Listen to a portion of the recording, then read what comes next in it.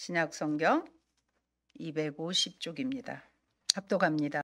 이와 같이 성령도 우리의 연약함을 도우시나니 우리는 마땅히 기도할 바를 알지 못하나 오직 성령이 말할 수 없는 탄식으로 우리를 위하여 친히 간구하시느니라.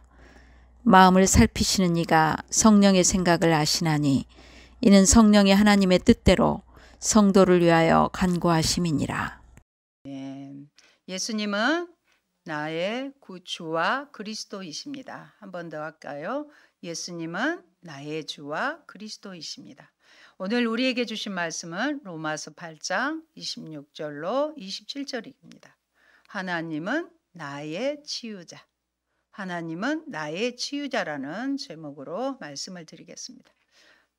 오늘은 10월 마지막 주일로 기독교 개혁주일로 지킵니다. 일본 교회의 영향을 받아 흔히 종교개혁이라는 단어로 사용되는데 내용은 기독교 신앙개혁을 말합니다. 먼저는 기독교가 종교라기보다는 복음입니다. 우리는 종교가 아니고 신앙이에요. 두 번째는 기독교만 개혁하자는 말이지 타 종교를 포함하고 있지 않습니다. 불교도 개혁하자, 유교도 개혁하자, 그게 아니잖아요. 이제 한국 교회가 이런 용어 정리를 해야 합니다. 개혁신앙은 오직 말씀으로, 속으로 따라하세요. 오직 믿음으로, 오직 은혜로, 오직 그리스도로입니다. 신앙의 원천으로 돌아가서, 근본으로 돌아가서 교회를 개혁하자는 것입니다. 가을은 수확의 계절입니다. 벌판에 누런 곡식들이 추수되고 붉은 감들이 익어가고 사과들이 익는 모습은 아름답기까지 합니다. 그런데 가장 중요한 것은 좋은 땅인 것 같습니다. 저희가 시골에서 텃밭을 가꾼 지가 10년이 넘다 보니 부지런한 우리 남편 때문에, 집사님 때문에 흙이 계속 심고 거두고 하다 보니까 땅심을 잃어서 조금만 환경이 어려워도 열매를 맺지 못한 것을 봅니다. 작년에 이어 올봄의 가뭄으로 고추 농사를 지었는데도 수확을 하지 못했습니다. 이처럼 가장 완전한 하나님의 말씀이 우리 심령의 밭에 떨어질 때 우리 마음밭의 상황에 따라서 결실의 정도가 다른 것입니다. 예수님의 비유 가운데 자갈밭 같은 마음, 가시밭 같은 마음이 있는데요. 이런 마음들은 쟁기로 갈아엎고 성령의 모습으로 갈아엎고 돌 같은 것들, 가시 같은 것들을 잘 골라내야 합니다. 그래야 복음의 말씀이 그 땅에 떨어져, 심령에 떨어져서 100배, 60배, 30배의 결실을 맺게 됩니다. 여러분, 우리의 삶은 우리 안에 나이테, 나무를 잘라보면 나이테가 있잖아요. 나이테와 같이 형성되어 있고 상처는 지나가는 것이 아니에요. 어른이 되니까 어린 시절의 상처가 없어지는 게 아니에요. 내 안에 고스란히 기록되고 나를 형성합니다. 그러기에 성령님의 고치심과 특별한 기도는 누구나에게, 모두에게 필요합니다.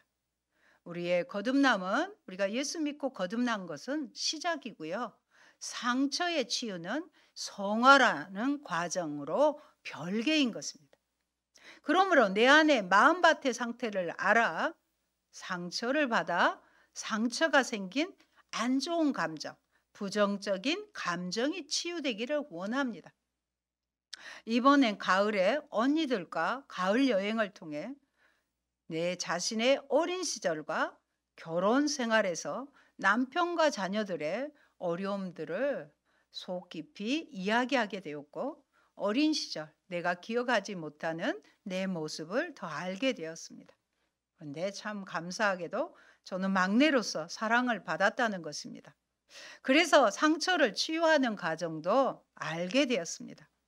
상처난 감정의 증거는 자신의 가치를 인정하지 못하여 열등감, 부정적 감정을 갖게 합니다. 그것으로 그치는 게 아니에요. 그것으로 그치면 다행인데 우리 안에 복음이 왔잖아요. 씨가 왔어요. 하나님의 씨가 떨어졌어요. 그런데 복음은 상처난 감정에 깊이 침투하지 못하여 상처가 우리에게 주시는 그 귀한 복음을 누리지 못하게 하는 것입니다. 그래서 안타깝지 않아요? 그래서 오늘 이 말씀을 준비한 것입니다. 여러분도 다 거기에 치유받아야 되고 저도 치유받아야 되기 때문에 이 책을 반드시 읽으시기 바랍니다. 데이비드 A. 시멘즈의 상한 감정의 치유. 상한 감정의 치유 꼭 사서 보시기 바랍니다. 내적 치유의 고전이라고도 불립니다.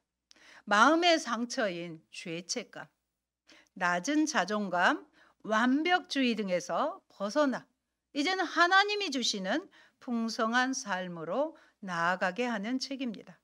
이 책을 참조하여 오늘은 말씀을 드리도록 하겠습니다. 우리의 마음의 밭이 잘 되어야, 좋은 밭이 되어야 많은 결실을 내리기 때문에 우리의 신앙의 연조가 깊다 할지라도 많다 할지라도 이런 마음의 밭에 부정적인 감정과 상처가 있으면 잘 자라지 못하기 때문에 오늘 이 말씀을 준비했습니다. 첫째, 상처난 감정들입니다.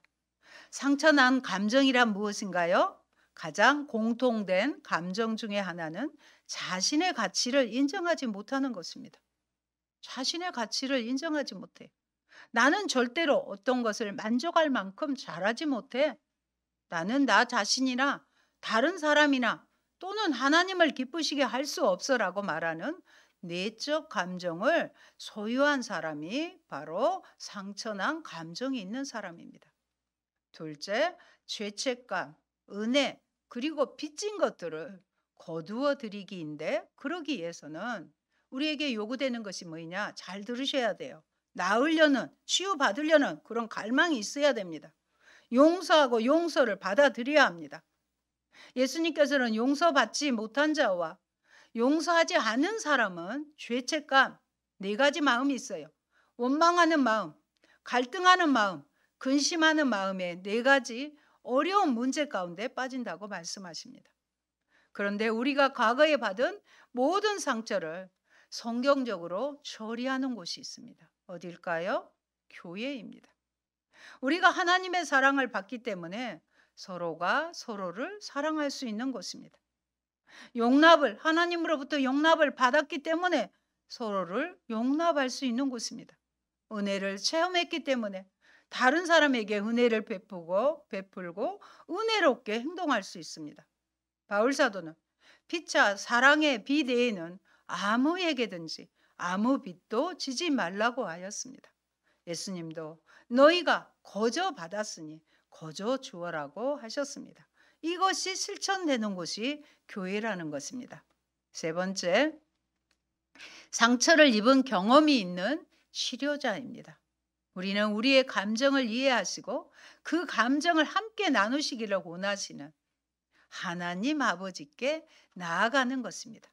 그러므로 우리는 때를 따라 돕는 은혜를 발견하며 긍휼을 얻게 된다는 것을 알면 하나님의 은혜의 보좌 앞에 담대하게 나아갈 수 있습니다.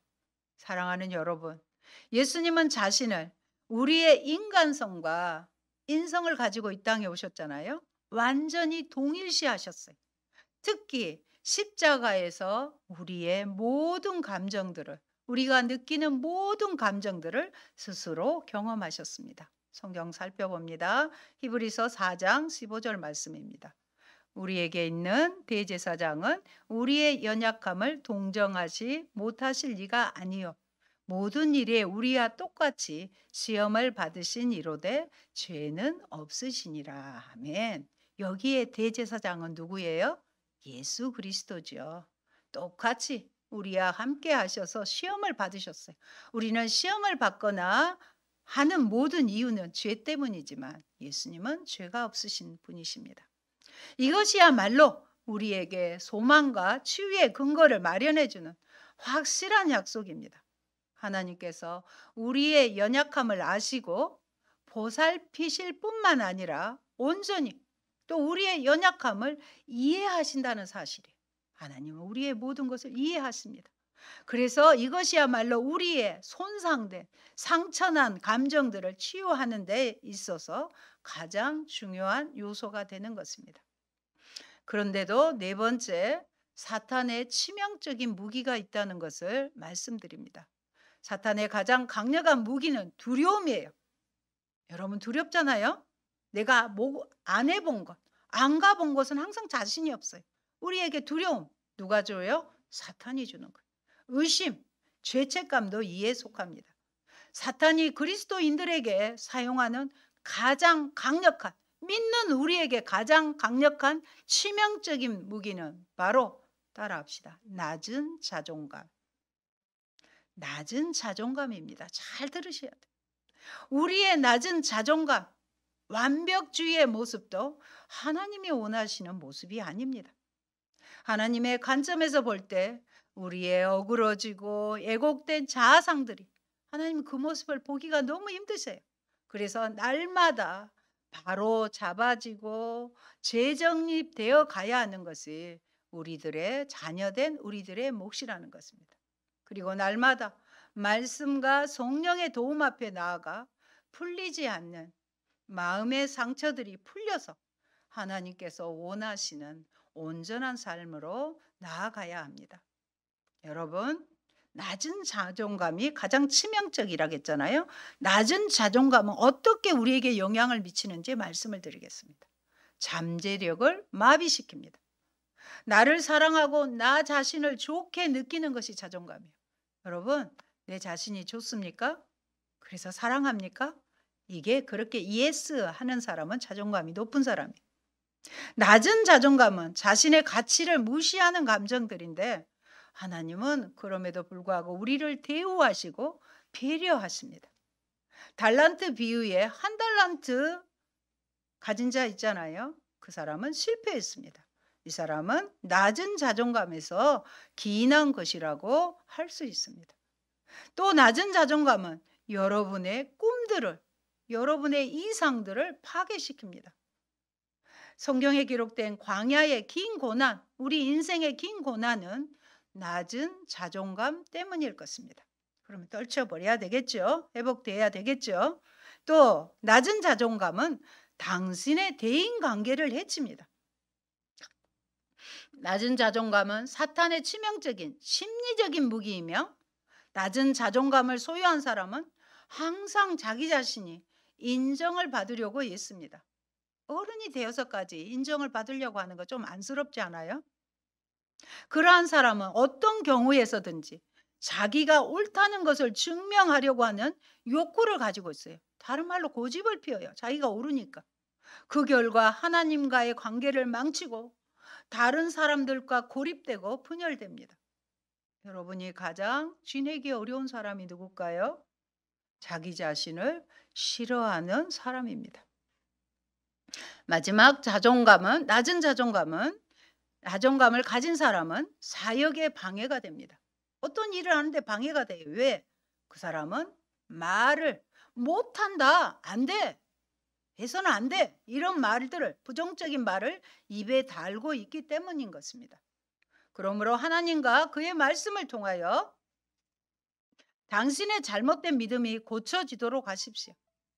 그것은 하나님을 사랑하는 것과 여러분 자신을 사랑하는 것과 또한 다른 사람을 사랑하는 것입니다. 우리의 사랑에도 대상이 있어요.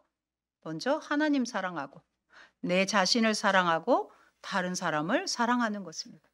높은 자존감을 소유하는 것에 대해 바울 사도는 이것이 인생에 있어서 가장 친밀하고 중요한 관계를 맺고 있는 남편과 아내와의 관계에서 기초가 된다고 선언했습니다.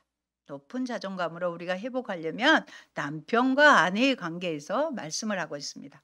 자, 성경에서 봅니다. 에베소서 5장 28절로 29절입니다.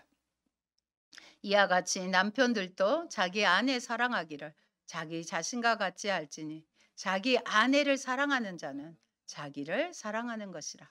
누구든지 언제나 자기 육체를 미워하지 않고 오직 양육하여 보호하기를 그리스도께서 교회에게 함과 같이 하나니. 제가 밑줄을 그었어요.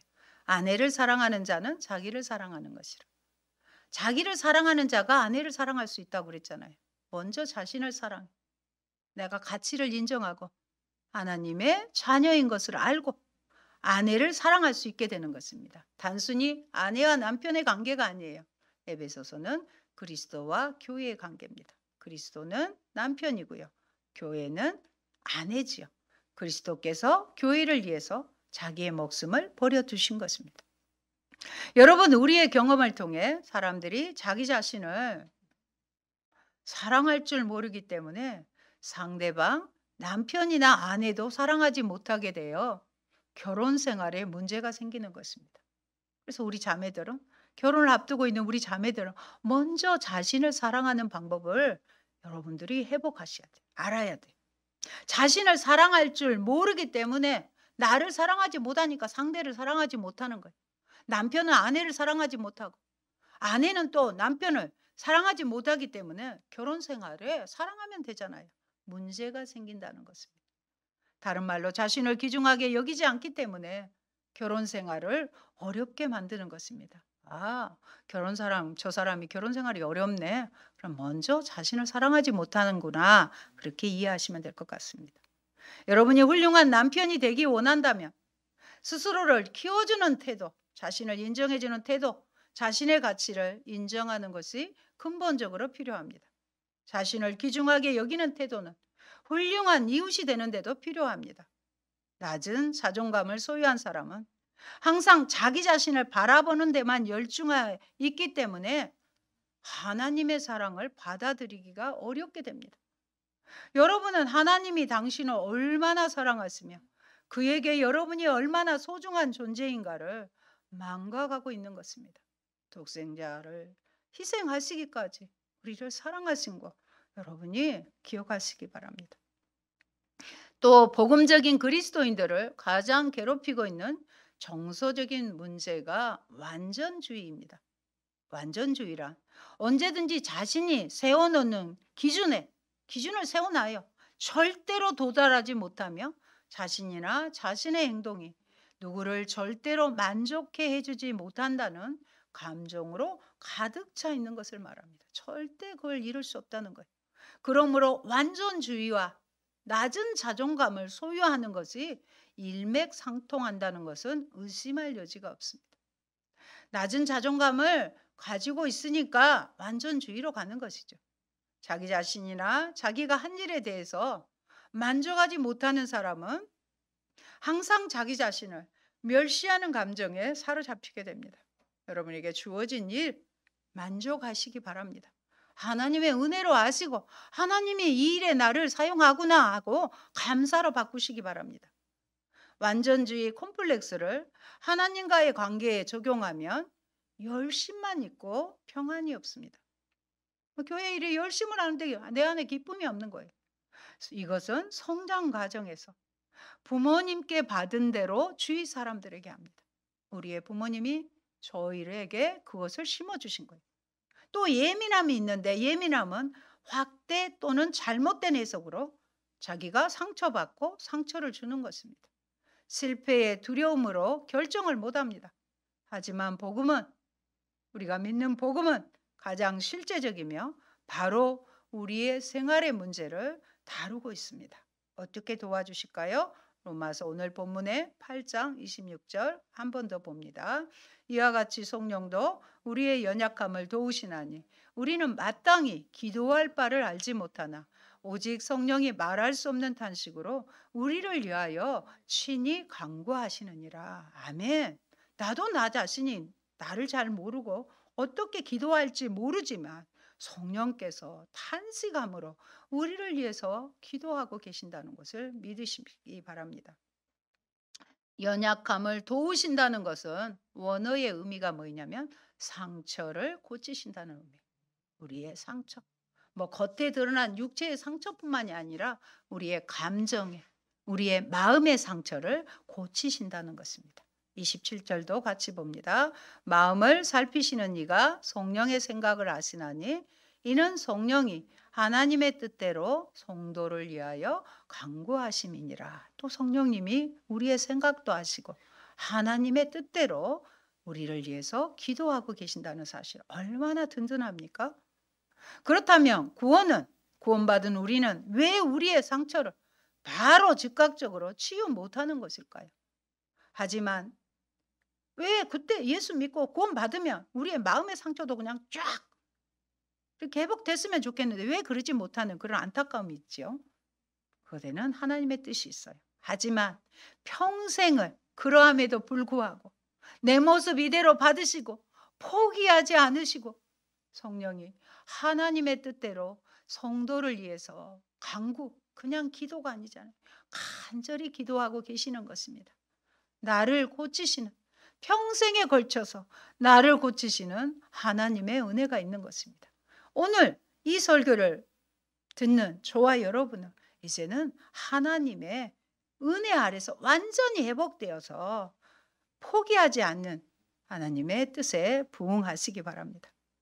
사랑하는 여러분, 그러므로 완전주의로부터 궁극적인 치유는 오직 한 가지뿐입니다. 그것은 아주 심오하면서도 단순한 단어인 은혜입니다. 은혜예요. 은혜란 공짜로 주어진 과분한 그리고 갚을 수 없는 호의란 뜻입니다. 은혜는 하나님께서 죄 많고 가치 없는 인간들을 향하여 나타내시는 하나님의 성품 자체이시며 그의 행하시는 행위 자체이십니다. 은혜라는 말은 은혜로우신 하나님이 우리에게 찾아오신다는 뜻이며 주님 자신을 의미합니다. 사랑이 넘치고 은혜로우신 하나님이 우리의 있는 모습 그대로 우리를 받아주십니다.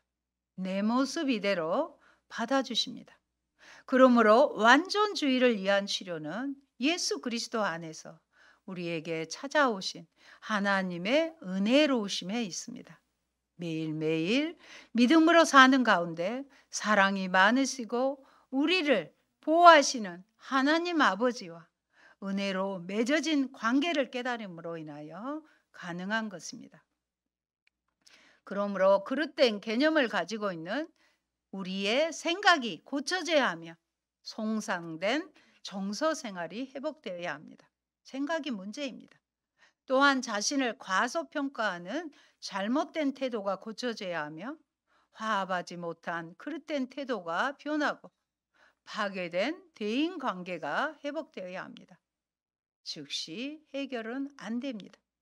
다만 남을 비판하거나 판단하고 정죄하거나 비난하면 안 된다는 것을 알고 외모로 겉으로 사람을 판단하면 안 되는 것입니다. 사랑하는 여러분, 마태복음 18장 23절로 25절에 1만 달란트 빚짐을 청산받고 100데나리온을 용서하지 않는 죄인의 이야기가 나옵니다. 도저히 갚을 수 없는 빚을 불쌍히 여기시는 그분의 은혜로 탕감을 받았는데도 100데나리온의 빚을 갚지 못하는 친구를 고발하는 내용입니다. 그리고 주신 말씀이 너희가 각각 중심으로 형제를 용서하지 아니하면 나의 하늘 아버지께서도 너희에게 이와 같이 하시리라 하셨습니다. 우리가 매일 외우는 주기도문의 중앙 부분도 죄 지은 자를 사하여 준 것 같이 우리 죄를 사하여 주옵시고 이렇게 고백하잖아요. 누군가를 용서하면 용서를 누리게 됩니다. 빚을 졌다는 것은 내가 빚을 다 갚아야 한다는 느낌으로 옥에서 감옥에서 고통받는 과정에 대한 것입니다. 이처럼 용서받지 못한 자는 용서를 받아들이지 못하기에 누리지 못합니다. 여전히 감옥에서 고통받고 있습니다. 또 용서하지 않는 자는 원망, 예슴, 근심, 죄책감에 시달립니다. 이 두 가지는 고통받고 이런 감정들은 악순환을 이루게 되는 것입니다. 여러분, 용서해야 될 대상이 있습니까? 제가 3가지로 테스트해 보겠습니다. 마음으로 점검해 보시기 바랍니다. 원망하고 있는 대상이 있는가? 제가 이 질문을 했을 때 그저 바로 떠오르는 원수 같은 사람이 있는가? 두 번째, 누구 때문에 나는 지금 이렇다. 누구 때문에? 책임을 전가할 대상이 난 누구 때문에 이런 인생을 산다. 그러나 하나님은 용서하라고 하십니다.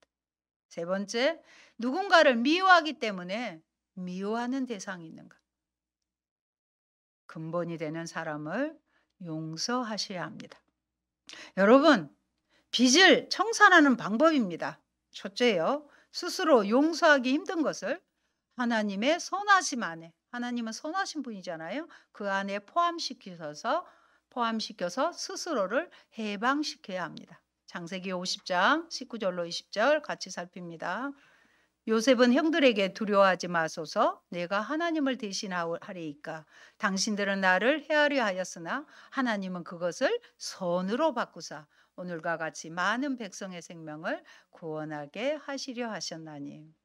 자신을 죽이려는 형들을 하나님의 선하심 안에 포함시킨 것입니다.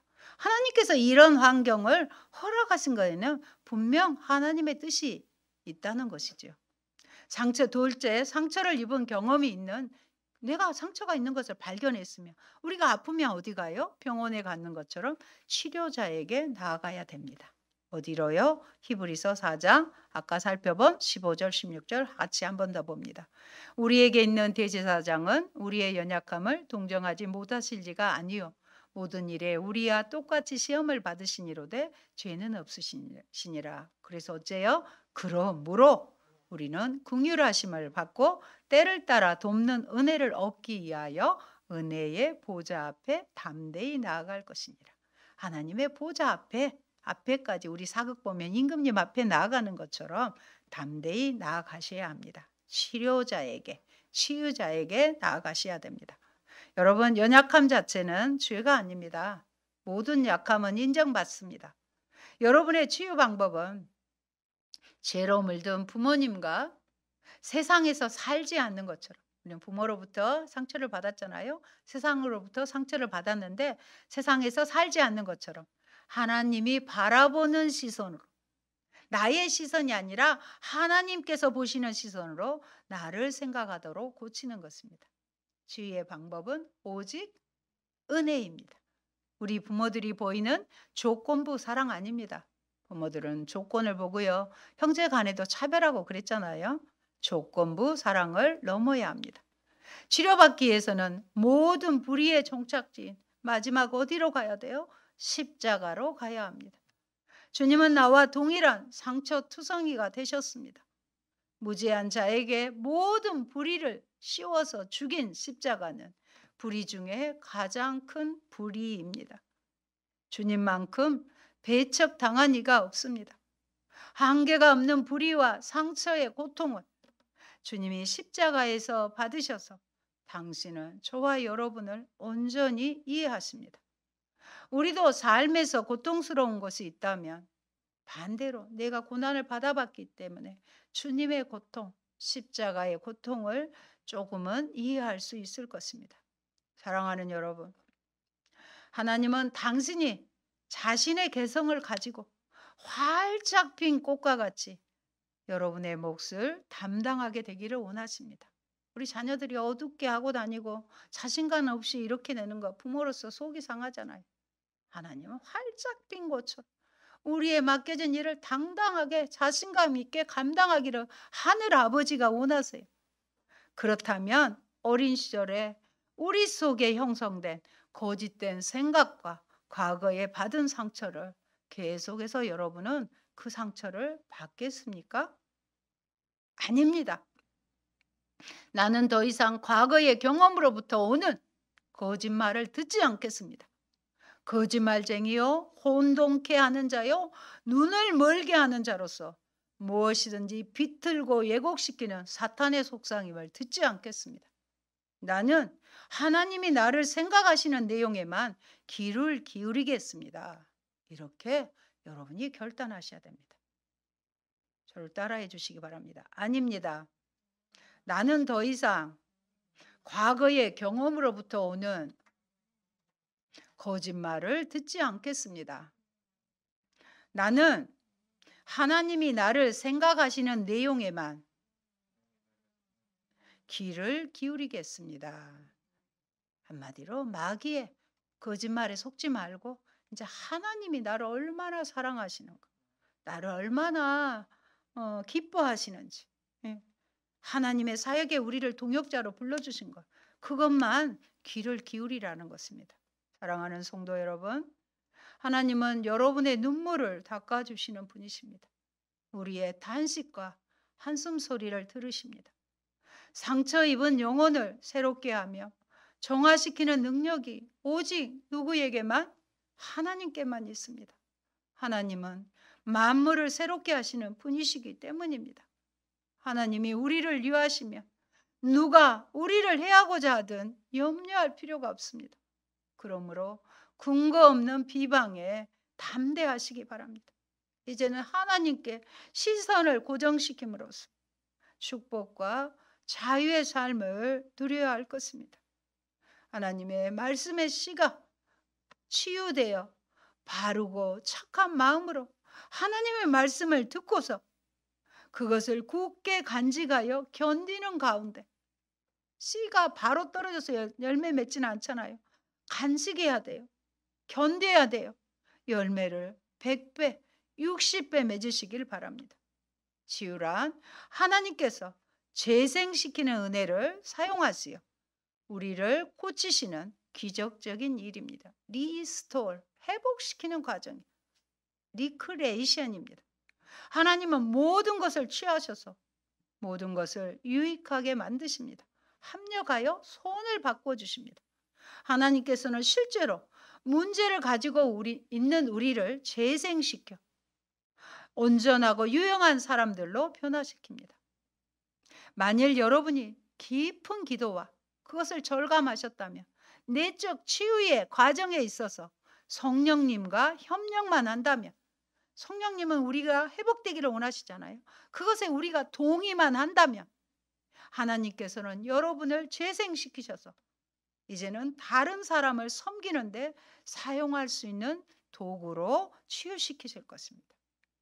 하나님은 나의 치유자이십니다. 자신의 문제를 이제는 똑바로 직시하고 문제의 핵심이 무엇인지 성령님께 구하셔서 치유하시는 하나님의 은혜로 회복되는 경험을 누리시기를 간절히 바랍니다. 아멘. 좋으신 하나님 감사합니다. 하나님은 나의 치유자 되십니다. 나무가 생장 과정의 모든 환경을 나이테 속에 간직한 것처럼 우리 안에 부정적인 낮은 자존감, 감정과 죄책감과 두려움과 지나친 완전주의가 있음을 고백합니다. 아버지, 이제는 알았사오니 이것 때문에 내 인생이 웅크러들고 두려움에 휩싸이지 않게 하시고 이제는 온전한 치유자 되시는 예수님께 십자가로 나아가 나의 눈물을 보이며 치유함을 받아 아버지의 온전한 모습으로 회복시켜 나를 위하여 나를 사랑하고 하나님을 사랑하고 이웃을 내 몸처럼 사랑하는 자들이 다 되게 도와주시옵소서. 오늘 말씀을 주셔서 감사합니다. 성령 하나님이 우리의 연약함을 아시고 우리의 상처를 고치신다고 하셨사오니 우리가 깊은 기도를 통해 성령님과 협력함으로 온전한 치유를 누리는 저희가 되게 하옵소서. 예수님 이름으로 기도합니다. 아멘.